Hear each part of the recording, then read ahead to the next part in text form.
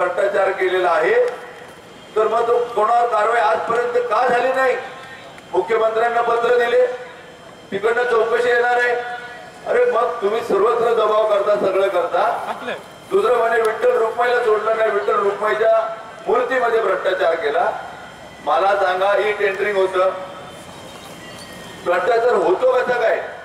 दुसरी गोष्ट, त्या ठेकेदाराला, ज्या माणसाने या महापालिकेला विठ्ठल रुक्माईच्या मूर्त्या दिल्या, महापौर आज या ठिकाणी आहेत, स्थायी समितीचे अध्यक्ष आहेत, 1 रुपया सुद्धा ठेकेदाराला आतापर्यंत अदा झाला नाही. तो ठेकेदार कोर्टामध्ये गेला की महापालिका माझे पैसे देत नाही. मग जर पैसे दिले गेले नाही, पैशाचा व्यवहार जर झाला नाही, तर भ्रष्टाचार झाला कसा काय? लोकांना फक्त फसवायचं काम या ठिकाणी केलेलं आहे. दुसरा विषय झाला म्हणजे गॅस दाहिनीवर, म्हणजे गॅस दाहिनीमध्ये मोठा भ्रष्टाचार झाला. मला आपल्याला सांगायचं आहे की पूर्वीची पद्धत पण राहिली नाही. आता आपल्याला सर्वांना माहिती आहे, सुशिक्षित लोक आहेत, सुज्ञ लोक आहेत, शहरातले नागरिक हे सुशिक्षित आहेत. आपल्या सर्वांना माहिती आहे की छोट्यातला छोटा टेंडर जरी भरायचं झालं, छोट्यातलं छोटं काम जरी महापालिकेतलं मिळवायला झालं, तर ते ई टेंडरिंगच्या माध्यमातून होतं.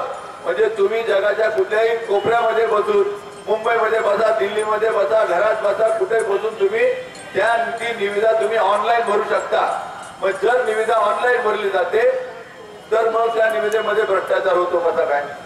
म्हणजे नाशिकमध्ये ती निविदा, ती जी दाहिनी आहे, नाशिकमध्ये 50 ला बसली, तळेगावला 35 लाखाला बसली, तिकडं 40 लाखाला बसली, आणि ह्याच महापालिकेमध्ये म्हणजे 2 कोटीला का 2.5 कोटीला बसली. माझं असं म्हणणं आहे या सर्व महामानवांना, जनरल बॉडीमध्ये पण नेहमी उत्तर देतो. जनरल बॉडीमध्ये त्यांना उत्तर आम्ही दिलेली आहे, सगळे की थोडं उत्तर दिलेलं आहे. मी त्यांना म्हटलं की ज्या वेळेला ई टेंडरिंग झालं होतं, त्यावेळेला सर्व वर्तमानपत्रात नाही आलं होतं, ऑनलाईन निविदा होती, त्यावेळेला तुमचा हा तळेगावातला ग्रस्त झोपला होता का? त्यावेळेला तुमचा नाशिकचा ठेकेदार झोपला होता का? त्यावेळेला हा तुमचा दुसरा मुंबईतला ग्रस्त झोपला होता का? त्यांनी का स्पर्धा केली नाही? आणि त्यांनी जर स्पर्धा केली असती, त्यांनी जर ती कमी दरामध्ये असती, असं आहे की त्या ज्या आलेल्या निविदा आहेत, त्या आलेल्या निविदांमध्ये सर्वात ज्याचा दर कमी आहे अशा माणसाला ते दिलं गेलं काम. मग असं जर झालं असेल तर काय चुकलं त्यामध्ये? आणि दुसरी गोष्ट, त्या घेण्यात, त्या टेंडर उघडण्यामध्ये, त्या प्रोसेसमध्ये किंवा कोणाला काम द्यायचं, कोणाला न द्यायचं, यामध्ये राष्ट्रवादी काँग्रेस पक्षाचा किंवा कोणत्याच पक्षाचा नगरसेवकाचा काही एक काडीचा संबंध नसतो. हे काम प्रशासनाचं आहे. निविदा काढणं प्रशासन करतं, त्याचे बायफर्केशन प्रशासन करतं, त्याचे नाव प्रशासन ठरवतं, जाहिरात प्रशासन करतं, निविदा प्रशासन मागवतं, छाननी प्रशासन करतं, चीफ ऑडिटर बघतात, एक्झिक्युटिव्ह इंजिनियर बघतात, त्याच्यानंतर कमिशनर बघतात, सर्वजण स्वाक्षरी करतात, ते जातं स्टँडिंगला, त्याला फक्त मान्यता मिळते. ह्या व्यतिरिक्त तिथं महापालिकेतल्या महापौराचा, स्थायी समितीच्या अध्यक्षाचा किंवा इतर नगरसेवकांचा एक गाडीचा संबंध नसतो. आणि तरी हे असं बोंबलतात. मग मला सांगा, भाजपचे पण 2 सदस्य स्टँडिंग मध्ये असतात, शिवसेनेचे सदस्य स्टँडिंग मध्ये असतात, तेव्हा मात्र का झोपलेले असतात? फक्त बदनाम करण्याचं काम. कारण आताच माझ्या आधी सन्मानीने सांगितल्याप्रमाणे, आमदार लांडे साहेबांनी सांगितल्याप्रमाणे, जे स्वप्न त्यांनी आपल्याला दाखवले होते, जे काही त्यांनी आपल्याला सांगितलं की 100 दिवसामध्ये आम्ही शास्तीकर रद्द करू शकले नाही, आम्ही अनधिकृत बांधकामांचा प्रश्न सोडवू, ते करू शकले नाही. स्वतः आमदार लक्ष्मण जगताप जेव्हा आम्ही आमने सामने हे चिंचवड प्रेक्षागृहामध्ये ज्या वेळेला झालं, ते म्हणले आता अधिवेशनापूर्वीच मुख्यमंत्र्यांनी आश्वासन दिलेले, तुम्ही सर्वांनी पाहिलं असेल, आज चॅनलवाले इथं बसलेले आहेत, त्या चॅनलवाल्यांना विचारा, त्यांनी सांगितलं 8 दिवसामध्ये हा प्रश्न सुटेल, नाही सुटलं तर सांगा, माझं नाव लक्ष्मण जगताप नाही. मग आता ते झालं. मग म्हणले आता अधिवेशनामध्ये सोडवू, अधिवेशनामध्ये झालं नाही. अधिवेशन झाल्यानंतर म्हणले आता 8 दिवसामध्ये सोडू, तेव्हाही झालं नाही. आणि आता बघता बघता आचारसंहितेच्या 4 दिवस आधी आम्ही प्रश्न सोडू, तरी सोडू शकले नाही, तरी झालं नाही. आणि वरून म्हणतात की कोणत्या समितीचा अहवाल आम्ही आताचा केला आणि कोर्टासमोर ठेवला. अरे कोणत्या समिती ही नेमणूक जेव्हा दादा उपमुख्यमंत्री होते, चव्हाण साहेब ज्या वेळेला त्या ठिकाणी मुख्यमंत्री होते, त्यावेळेला कोणत्या समितीची नेमणूक झाली आहे तेव्हापासून त्याचं काम सुरू होतं आणि त्याच्यानंतर मी आता त्याला तेच अहवाल जो झालेला आहे पूर्वी तो सोबत ठेवला आणि त्याचं क्रेडिट यांना पाहिजे.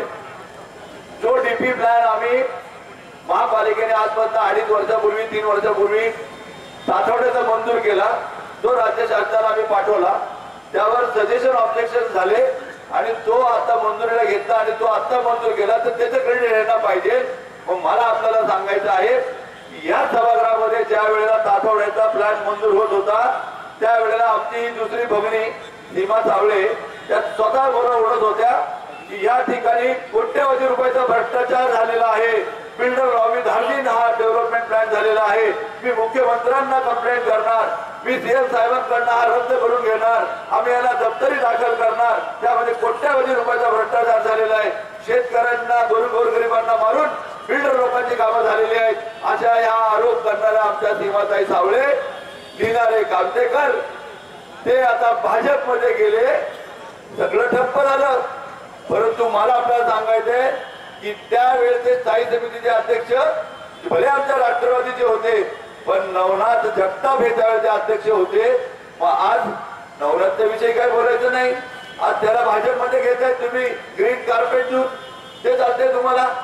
आज तुम्हाला जो चादोडचा डीपीचं तुम्ही आज कौतुक करताय की मुख्यमंत्र्यांनी मंजूर केला, अरे मग तो जो भ्रष्टाचार होता तो का काढला नाही, का चादोडचा तुम्ही डीपी प्लॅन रद्द केला नाही, त्याचं उत्तर तुम्ही जनतेला द्या. आणि वरून तुम्ही आज क्रेडिट घ्यायची भाषा करताय की आम्ही मंजूर केला. दुसऱ्या बाजूला तारण कामतेकर म्हणतात की मुख्यमंत्र्यांचं मी कौतुक करीन की प्राधिकरणाचं म्हणजे जे एसआरची स्कीम होती त्या एसआरची स्कीमच्या स्टे घेणारे महामानव त्या सीमाताई, त्या एसआरच्या स्कीम मध्ये कोर्टामध्ये जाणारे महामानव हे कामतेकर.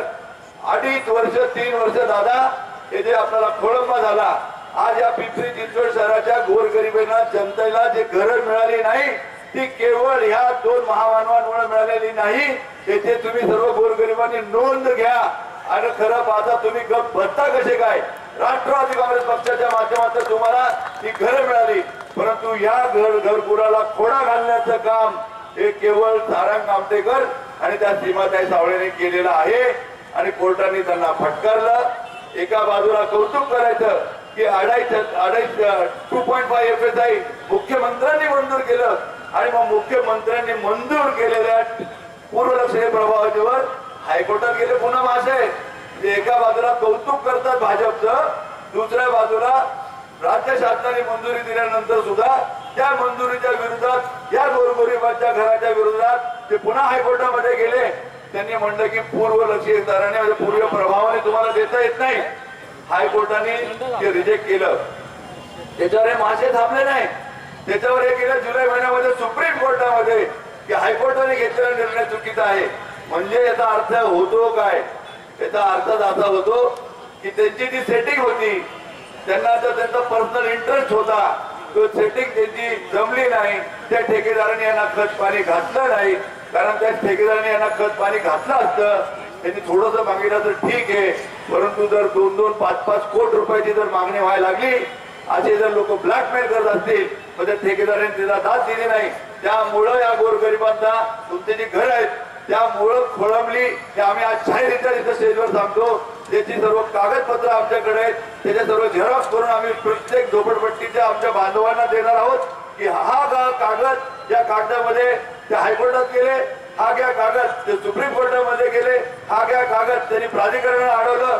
त्यांची मानसिकताच अशी होती की या गोरगरिबांना घर मिळू नये आणि ह्या इलेक्शन पूर्वी तर हे स्टे त्यांना काढायचाच नव्हता.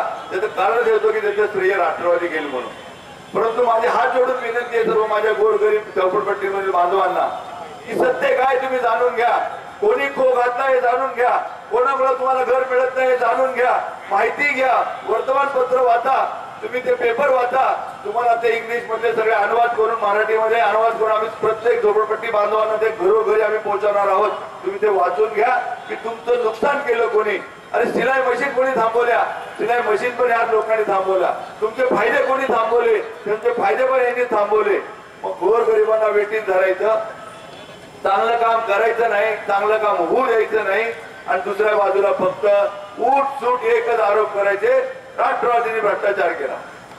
ज्या वेळेला स्मार्ट सिटीसाठी आपला अहवाल गेला त्या स्मार्ट सिटीच्या अहवालामध्ये स्वतः आत्ताच्या राज्यकर्त्यांनी लिहून दिलेलं आहे की ह्या महापालिकेची आर्थिक स्थिती ही अतिशय चांगली आहे, इन्फ्रास्ट्रक्चर डेव्हलपमेंट हे अतिशय चांगलं आहे. त्याला गुण देताना 95 पॉईंट काहीतरी गुण दिले. अशी वस्तुस्थिती आता सुद्धा घाणेरडं राजकारण करून सुरुवातीच्या काळामध्ये आपल्याला बेस्ट स्मार्ट सिटी मधलं वगळण्याचं घाणेरडं काम सुद्धा हे भाजपने केले. हे नागरिक आमचे विसरलेले नाही. तर आम्ही सांगितलेले की तुम्ही आम्हाला काय स्मार्ट करणार. आमच्या पवार साहेबांनी आणि आमच्या दादांनी आधी ती सिटी स्मार्ट केलेली आहे आणि आमचे नागरिक स्मार्ट आहेत. तुम्ही आमच्यावर उपकार करू नका.